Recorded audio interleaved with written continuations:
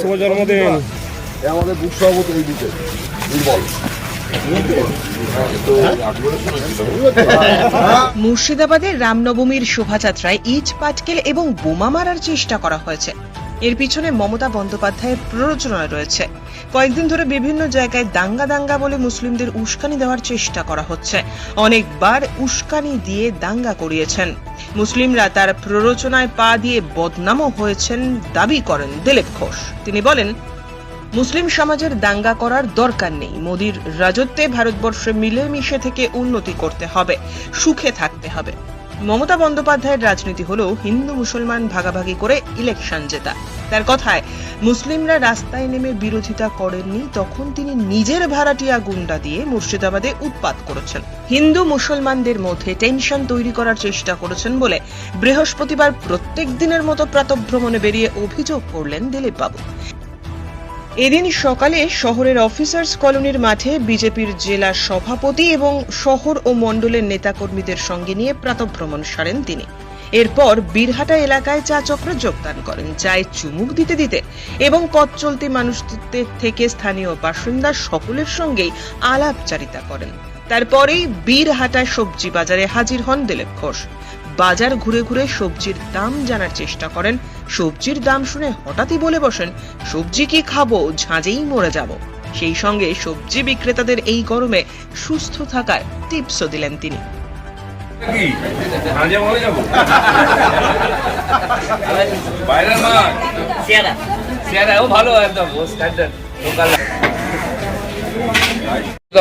রামনবমী শোভাযাত্রায় ইট পাথর বোমা মারার চেষ্টা হয়েছে।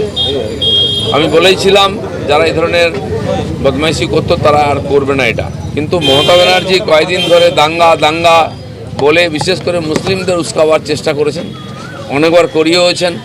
তারা তার প্ররোচনায় পা দিয়ে বদনাম হয়েছে। আমি বলছি মুসলমান সমাজের দাঙ্গা করার দরকার নেই। তারা বুঝতে পেরেছে মোদির রাজত্বে ভারতবর্ষে মিলেমিশে থেকে উন্নতি করতে হবে, সুখে থাকতে হবে। তারাও উন্নয়নের সমস্ত সুবিধা পেয়েছেন। কিন্তু মমতা ব্যানার্জির রাজনীতি হচ্ছে হিন্দু মুসলমান ভাগাভাগি করে ইলেকশন জেতা।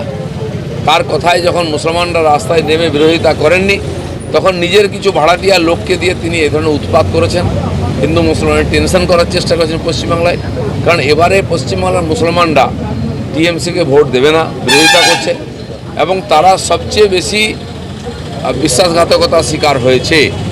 আজকে জেলের মধ্যে মুসলমানরা ভর্তি, 95% ক্রিমিনাল কেসে তারা হাজার লক্ষ মুসলিম ছেলেদেরকে কেস দিয়েছে টিএমসি, যাতে ওদের হয়ে কাজ করে। কিন্তু ওরা বুঝতে পেরেছে ওদের সঙ্গে ধোঁকাবাজি হচ্ছে, তারা টিএমসিকে ভোট দেবে না, তাই ভয় দেখানো হচ্ছে, তাদের উস্কানো হচ্ছে। আমি ধন্যবাদ জানাবো মুসলিম সমাজকেও যে রামনবমীতে তারা অংশগ্রহণ করেছেন, সহযোগিতা করেছেন, সম্প্রীতির পরিবেশ তৈরি করেছেন। যাদের বিভাজনের রাজনীতি সেই টিএমসি ভাড়াটিয়া গুন্ডাদের দিয়ে এই ধরনের উৎপাত তৈরি করে রামনবমীর মিছিলতে বোমার পাথর মেরেছে। দাদা, আজকে জেলাতে অভিষেক বন্দ্যোপাধ্যায় আসছেন কর্মী বৈঠক করতে। করে নিন, কর্মী থাকলে তো করবেন। রামনবমীতে সেই জোশটা দেখা গেল না দিলীপ ঘোষের। পুরো জোশ দেখছেন না, কিন্তু হাজার লোক রাস্তায় নেমেছিল। বর্ধমানে এর আগে কোনদিন হয়েছে এরকম রামনবমী? পুরো জিটি রোড চারদিক থেকে জাম ছিল। তৃণমূল কি হাইজ্যাক করার চেষ্টা করেছিল রামনবমী? করে নাকি? অনভ্যাসের ফোঁটা চটচট করে। যারা কোনোদিন জয় শ্রীরাম বলেনি, রামের বিরোধিতা করেছে, জয় শ্রীরাম বলে জেলে ঢুকিয়েছে, তারা যদি জয় শ্রীরাম বলে আর নামে লোকে বিশ্বাস করবে? বকধার্মিক, লোককে বোকা বানাবার চেষ্টা হচ্ছে। দাদা, লক্ষ্মীর ভান্ডার 500 থেকে 1000 চারিদিকে দেওয়াল লেখা, পাশাপাশি মুখ্যমন্ত্রী অফিসের ঘুষই দেবেন লোককে, কারণ ঘুষের রাজত্ব চলছে, আর বেশি কিছু করতে পারবেন না। উন্নয়নের কথা ওনার মুখে শুনবেন না। আজ নাও কাল খেয়ে দাও, পরশুদিন আবার হাত পাতেন, এই হচ্ছে ওনার পরে ইকোনমিক্স। আর নরেন্দ্র মোদী 10 বছরে কোটি মানুষের বাড়ি ঘর বানিয়ে তাকে স্থায়ীভাবে দরিদ্র সীমার উপরে নিয়ে আসছেন। এই পার্থক্য দুই। তৃণমূলের ইস্তাহার 10টা করে গ্যাস সিলিন্ডার করে দেবে। যে ডালটা দিল্লি থেকে এসলো ওটাও খেয়ে ফেললো। 5 কিলো চাল পুরোটা লোককে দেয় না, ওরা কি দেবে? যেটা পাচ্ছে সেটাও লোকের কাছে পৌঁছে যেতে পারছে।